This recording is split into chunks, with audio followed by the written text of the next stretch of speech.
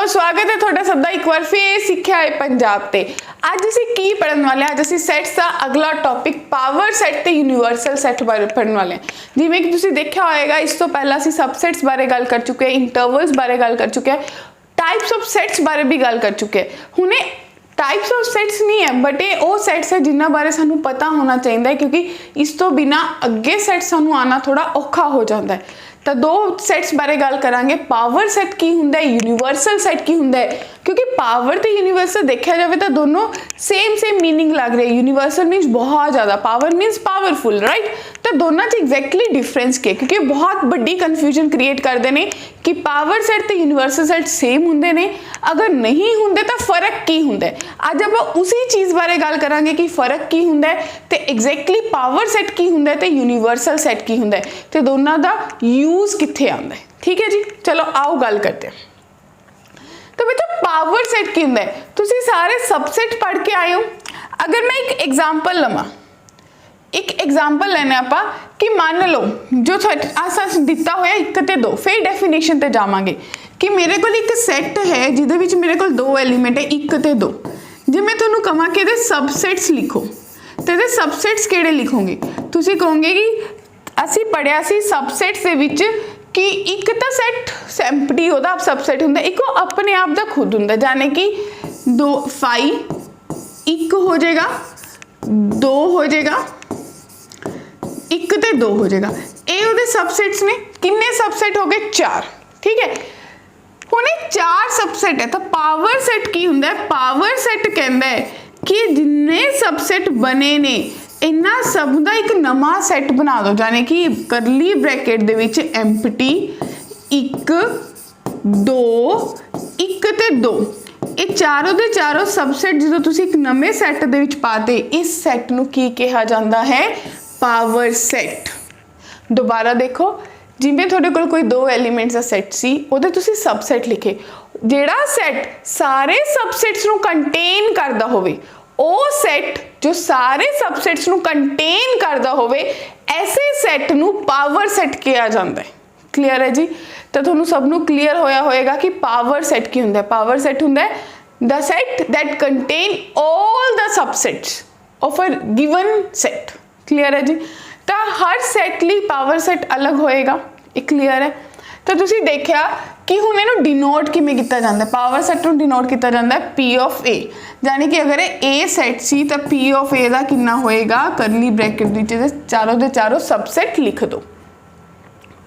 ठीक है बच्चों, हुण अगर एक एग्जाम्पल लिए तुहानूं एक दिता होया कि एक सैट है, एक सैट है, देखो ये सैट है अंदर वाला कि एक सैट है 0 1 ते 2, तुसीं इहदा P ऑफ A लिखना, यानी कि पावर सैट लिखना। सब तो पहला तुसीं इहदे सबसेट्स लिखोगे, तो ये किहड़े किहड़े सबसेट्स होंगे?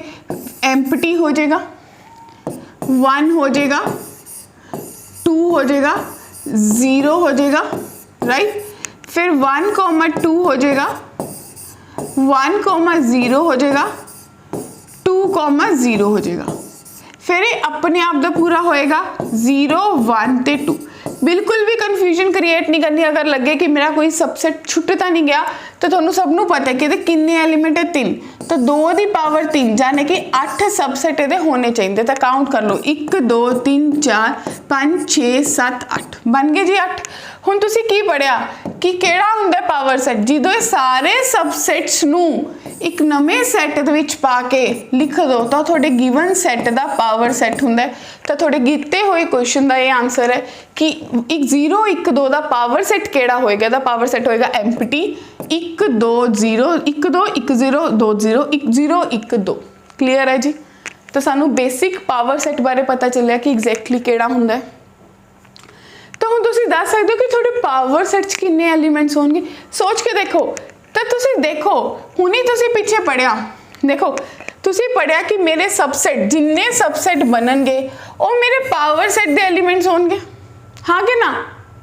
इंटर रिलेटेड है ना। तुसीं पढ़िया कि जिन्ने मेरे सबसेट्स होणगे उन्ने मेरे पावर सैट दे एलीमेंट्स होणगे। तो तुसीं कह सकते हो कि किन्ने एलीमेंट्स होंगे? तो डेफिनेटली कह सकते हो कि किसी सैट दे विच अगर n एलीमेंट है तो पावर सैट दे एलीमेंट भी किन्ने हो जाएंगे? 2 की पावर n। नोटेड? हुण देखो next, the number of subsets of the power set of a set ए। अगर कोई सेट है ए, ਇਹਦੇ पावर सेट च किन्ने सबसेट बनणगे? तो माय डियर बच्चा पार्टी सब तो पहला देखो कि ये सेट दे सबसेट किन्ने बनणगे। इस सेट दे सबसेट्स किन्ने बने? 2 दी पावर 3 8, यानी कि मेरे number of elements of power set they element किन्ने बने? हुणी आपां पिछली स्लाइड ते गल कीती 2 8 ही बनणगे। तो हुण एदे subsets of power set, inter related चीजें चल रही है, सबसेट्स ऑफ पावर सेट। तो पावर सेट दे सबसेट किन्ने बनणगे माय डियर बच्चा पार्टी? 2 दी पावर 8, यानी कि अगर 2 the power 4 Guna 2 the power 4 करिए तो 16 गुना 16 256। तो इस दिते हुए क्वेश्चन का आंसर 256 आना चाहिए। ऑप्शन च सर्च करो 256। तो जो ऑप्शन डी है थोड़ा बिल्कुल सही आंसर दे रही है। क्वेश्चन वाले ने क्वेश्चन थोड़ा घुमा के पूछा गया, बड़ा ही अच्छा क्वेश्चन पूछा गया कि नंबर ऑफ सबसेट्स, अगर वो सिंपली पूछता number of subsets in a set किन्ने होंगे, बहुत सिंपल क्वेश्चन लगता। उन्होंने क्या किया? Number of subsets of a power set, यानी कि पहला पावर सेट दे एलिमेंट्स कड्डो फिर ओदे सबसेट कर लो। कंसेप्ट दो लग गए। क्लियर है? तो हुण अगर ए कोई नल सेट है, बी पी ऑफ ए है, where PA denotes a power set of, then which of the following are correct? इन्हों चो केड़ी चीज करेक्ट होएगी? तो माय डियर बच्चा पार्टी P ऑफ ए कोई सेट है, P of A the power set है, तो P ऑफ PA ये सारे दे सारे पावर सेट नू डिनोट कर रहे। ठीक है, हुण वो कह रहे कि इहदे विचों केड़ी चीज करेक्ट होएगी? तो एक चीज तो डेफिनेटली करेक्ट होएगी, क्या कि जेड़ा आह है आ तो सबसेट होएगा ही होएगा, क्योंकि एम्प्टी तो हर किसी का सबसेट है। राइट बच्चों? फिर अगर देखा जाए तो ए वाला पार्ट भी किसी ना किसी का तो सबसेट बनेगा ही बनेगा। फिर ए दा एलिमेंट होएगा या एम्प्टी दा एलिमेंट होएगा? सोचो इस चीज बारे, क्योंकि अगर सोचो कि मान लो ए कोई एलिमेंट है, मान लो ए सेट है जो ओदे कोल एक एलिमेंट है 1, तो ए जो P ऑफ ए बनूंगा माय डियर बच्चा पार्टी, वो कैसा बनूंगा? ये देखो एक एम्प्टी हो जाएगा, एक ओदा सबसेट 1 हो जाएगा और वो करली ब्रैकेट दे विच पै जाएगा। राइट?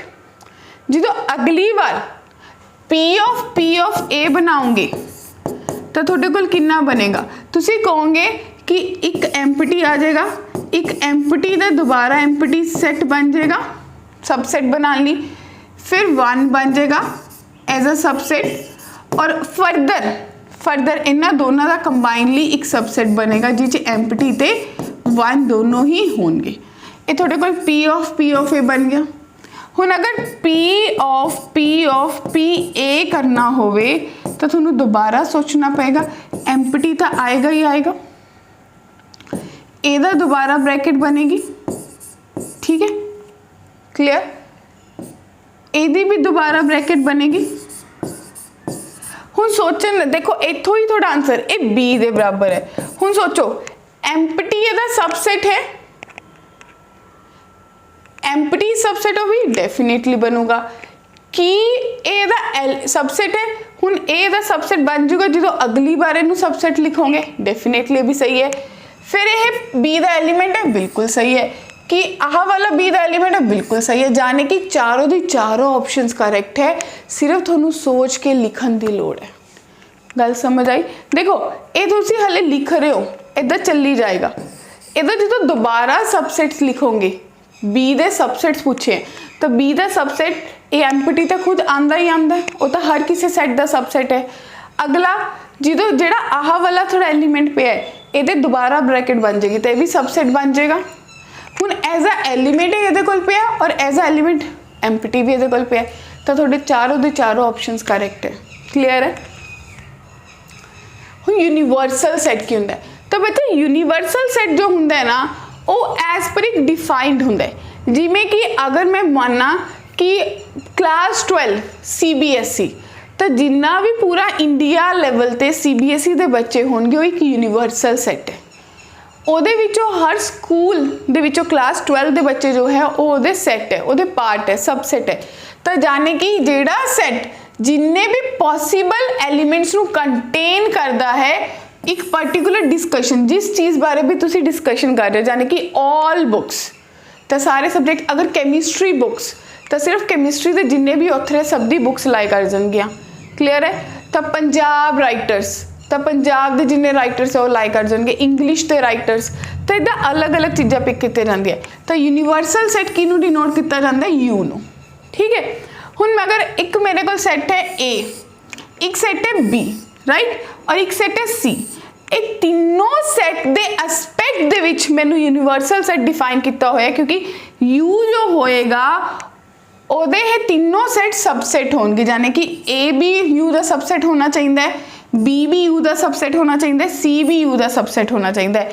ਤਾਂ ਜਿਹੜਾ ਸੈੱਟ ਤੁਹਾਡੇ ਦਿੱਤੀ ਹੋਈ ਗਿਵਨ ਕੰਡੀਸ਼ਨ ਦੇ ਵਿੱਚ ਸਾਰੇ ਸੈਟਸ ਨੂੰ ਕੰਟੇਨ ਕਰੇ, ਜਿਹੜੇ ਸਾਰੇ ਸੈਟਸ ਉਹਦਾ ਸਬਸੈਟ ਹੋਣ, ਉਹ ਸੈੱਟ ਨੂੰ ਯੂਨੀਵਰਸਲ ਸੈੱਟ ਕਿਹਾ ਜਾਂਦਾ। ਤੇ ਯੂਨੀਵਰਸਲ ਸੈੱਟ ਹਮੇਸ਼ਾ ਡਿਫਾਈਨਡ ਹੁੰਦਾ ਹੈ, ਅਸੀਂ ਕਦੇ ਨਹੀਂ ਲੱਭਣਾ ਹੁੰਦਾ ਕਿ ਯੂਨੀਵਰਸਲ ਸੈੱਟ ਕਿਹੜਾ ਹੋਏਗਾ, ਕਿਉਂਕਿ ਐਜ਼ ਪਰ ਦਾ ਸਿਚੁਏਸ਼ਨ, ਕਿਉਂਕਿ ਆਪਾਂ ਤੁਹਾਨੂੰ ਮੈਂਸ਼ਨ ਕਰਦਾ ਡਿਸਕਸ਼ਨ, ਠੀਕ ਹੈ ਜੀ, ਐਜ਼ ਪਰ ਦਾ ਸਿਚੁਏਸ਼ਨ ਤੇ ਡਿਪੈਂਡ ਕਰੇਗਾ ਕਿ ਇਸ ਕੁਐਸਚਨ ਦੇ ਮੁਤਾਬਕ ਯੂਨੀਵਰਸਲ ਸੈੱਟ ਕੀ ਹੋਏਗਾ। ਕਲੀਅਰ ਜੀ?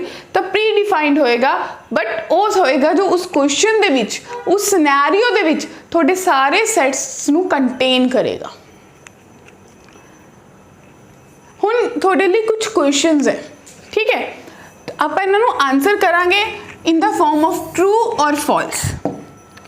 ਤਾਂ ਸਭ ਤੋਂ ਪਹਿਲੀ, every set is a subset of itself, ਇਹ ਪਿਛਲੀ ਵਾਲੀ ਵੀਡੀਓਜ਼ ਨੂੰ ਵੀ ਰਿਲੇਟ ਕਰ ਰਿਹਾ, ਕਿਉਂਕਿ ਆਪਾਂ ਇੱਕ ਸਟੇਟਮੈਂਟ ਪੜ੍ਹੀ ਸੀ ਕਿ ਜਦੋਂ ਸਬਸੈਟ ਦੀ ਗੱਲ ਹੋਏਗੀ ਤਾਂ ਹਰ ਸੈਟ ਆ ਆਪਣੇ ਆਪ ਦਾ ਸਬਸੈਟ ਹੁੰਦਾ। ਤਾਂ ਪਹਿਲੀ ਸਟੇਟਮੈਂਟ ਟਰੂ ਹੋਗੀ ਬੱਚੋਂ।